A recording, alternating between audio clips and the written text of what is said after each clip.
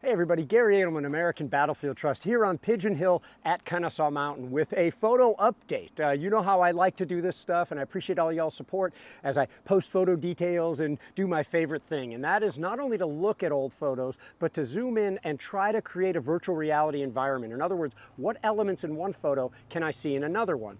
Now, there are, I think, 5 wartime pictures taken here at Kennesaw Mountain. Now, 2 of them are actually taken in 1864 on the other side of the mountain, but the 3 you usually see in books are actually taken in honor of this hill, Pigeon Hill, okay? And just to remind you here, for those who don't have it committed to memory, Big Kennesaw, Little Kennesaw, Pigeon Hill, Cheatham's Hill. Okay, so you can get it all straight here. And it's no surprise, photographers tended to operate along roads. There's a road not far from here. You took photos where it was reasonably easy to take your bulky equipment and your fragile glass plates and your darkroom wagon too. In any case, I've long looked at these photos, and one thing that is not a discovery is the 2 photos that were taken up here, okay? There is 2 different photos, and we'll put up the good versions later. And if you look at these long enough, you will be able to see that there are distinctive trees in both of them, and you will find that they have to be taken very close together. The one that you're looking at now is taken, and you can see some of the detritus of war. You see part of a door there, it looks like. If you zoom in, you can see other detritus of war. And if you look at this other one here, you can see, again, an earthwork, but you don't see the revetments, the logs up there or anything like that. But you do see the same distinctive trees in the background, and I'm pretty sure we're going to put up there some B-roll and identify some of the same trees.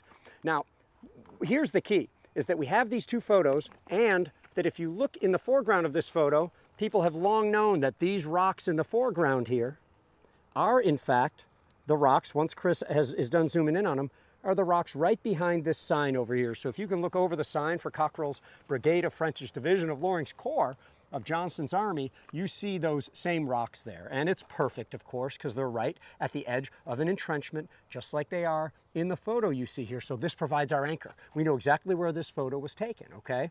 Now, if you look at both those photos too, in the background, you can actually see a mountain sticking up. And you can see this mountain you know, from the top of Pigeon Hill today. In the winter, you could see this mountain from here. It's called Lost Mountain.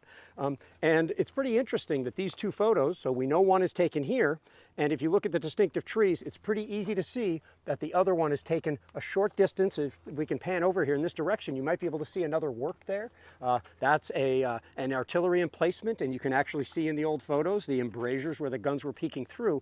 And there's a distinctive part. On the end of the photo, you can see a steep drop-off, and that steep drop-off is right there. So in other words, we have 2 photos taken up here, one right about where we stand, and one right over there, okay? And what they do is they crisscross, okay? So they actually, the one on the left shows more on the right in the distance, and the one on the right shows more on the left in the distance, and that forms sort of a panorama where you can see the whole skyline all around Lost Mountain. We'll put up that photo as well. Now, what I was working on is I became really curious about, could I by chance connect those photos with the most famous photo, I think, of Kennesaw Mountain, that looking up toward Little Kennesaw, the larger of the 2 hills, and the rocky Pigeon Hill that you see there. I didn't think that this was just a shot in the dark. Photographers tended to unhitch their horses and water them and prepare their plates and take more than just 1 or 2 photos. So there's a reason to think that.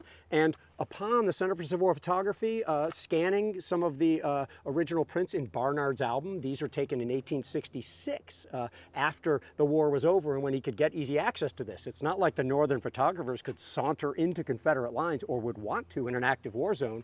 So he came back in 1866, recorded the 2 photos here as well as this one.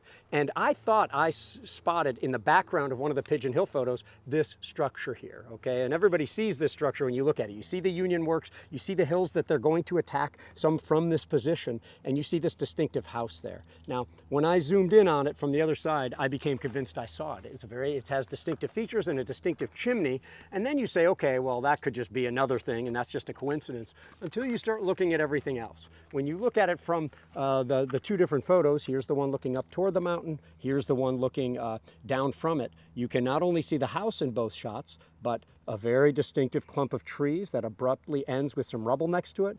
There it is up here, the clump of trees in the rubble. When I start to look at this path or road here, I saw fences on both sides. You can see that in the other photo. And then you can see a road there. And because we know where Lost Mountain is, and because there's a very helpful website out there that identifies all the helpful points, high points in Georgia, and you can look from mountain to mountain and see which one it is, we know that that's Lost Mountain, and therefore we know what direction it's looking at, and therefore the only road this can be in the distance here is Burnt Hickory Road, a road that's still there today and follows a similar path. And finally, because of that, because I now knew that you could see similar features in both photos, I was able to determine the camera locations for both. In other words, in the one looking up the mountain, I can see the distinctive trees that I keep talking about. I can see all these trees from the bottom looking up, and therefore I know exactly where on the hill this photo was taken in relation to the one from the bottom of the hill. I know this is confusing, and I'll do my best when we B-roll this thing. In other words, that photo is taken, these photos are taken right up here, and upon zooming into 3 different prints, Library of Congress's version, as well as that at the Digital Commonwealth of Massachusetts, as well as one at Southern Methodist University. Different parts show different clear parts of these photos. I was able to determine that camera position as well as the location of this one. Real quick, I made a map to determine where these were taken, and these 2 photos looking across one another. And this one, the one along Burnt Hickory Road, I was able to find the road going between the Union breastworks, and therefore I have a theorized location of where it has to have been taken. And what we're going to do is head down there and see if we can find any remnant of any of the rocks that were in these. Now, we're going to shoot down closer to the road. It'll be a little bit louder, and if we have any success, well, you're about to see it. This is practically live stuff happening. I've never gone and searched for any of these distinctive rocks. We'll see if we can find any, and knowing when and where a photo was taken turns that photo into a historic document more rich in information than almost any other. So we're going to cut for a bit. We'll show you what we find at the bottom.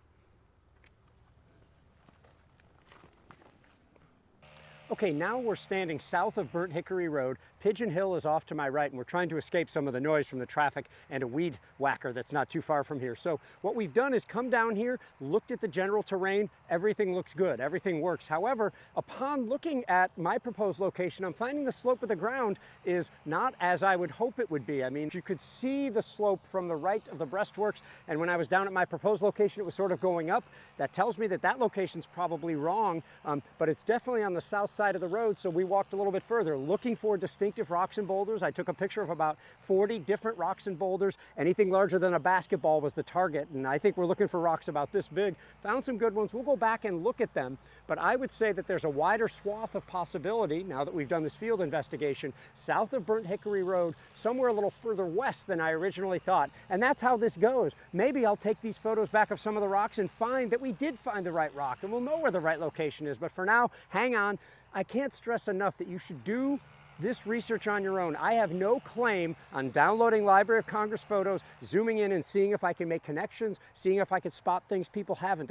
All you got to do is do it yourself, and you'll probably find things that are interesting to you. Even if you don't make a discovery, I think you're going to enjoy the journey. So let's close this out real quick by showing a view from down below, from the federal position toward Pigeon Hill that you see right in front of you, and little Kennesaw Mountain is a little bit past it. Thanks so much to Chris White for shooting. Thanks to Kyle and Chris behind the camera over there. And thanks to you all for watching and for supporting battlefield education and preservation.